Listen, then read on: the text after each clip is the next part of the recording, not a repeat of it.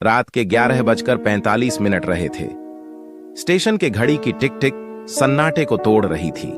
नेहा ने अपनी शॉल को कसकर लपेटा और ठंडी हवा के झोंकों से खुद को बचाने की कोशिश की। आखिरी ट्रेन आने वाली थी। प्लेटफॉर्म पर नेहा के अलावा कोई और नहीं था। ट्रेन की धीमी आवाज सुरंग से बाहर आ रही थी।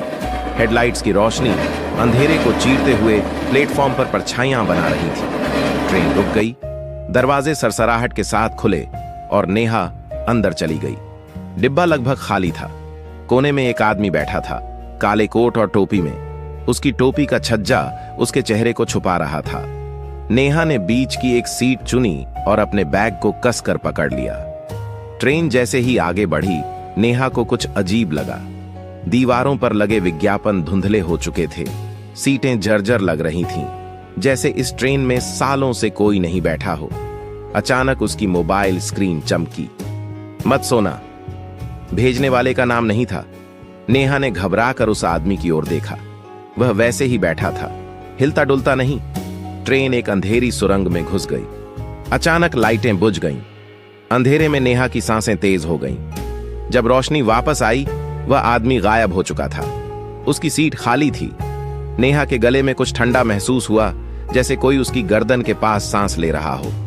वह तेजी से पलटी, लेकिन पीछे कोई नहीं था। हवा में एक अजीब सी गंध थी, जंग और खून। ट्रेन झटके से रुकी। दरवाजे खुले। सामने एक धुंध से भरा स्टेशन था। बोर्ड पर लिखा था, आखिरी स्टेशन।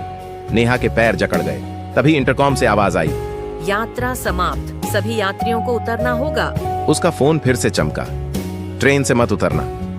धुंध धीरे धीरे डिब्बे में घुसने लगी। उसमें एक परछाई दिखाई दी, लंबी, कंकाल जैसी, जलती हुई आंखों वाली। दरवाजे बंद होने लगे।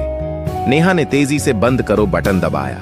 दरवाजे बंद हो गए और वह परछाई कांच पर अपने नुकीले पंजे मारने लगी। ट्रेन फिर से चल पड़ी, उस परछाई और स्टेशन को पीछे छोड़ते हुए। नेहा सीट पर गिर पड़ी। उसकी सांसें बेकाबू थीं। फोन पर आखिरी मैसेज आया, तुम सुरक्षित हो, फिलहाल के लिए। जब ट्रेन नेहा के स्टेशन पर पहुंची, वह हड़बड़ाकर बाहर निकली। उसने पीछे मुड़कर देखा, लेकिन ट्रेन पहले ही सुरंग में गायब हो चुकी थी।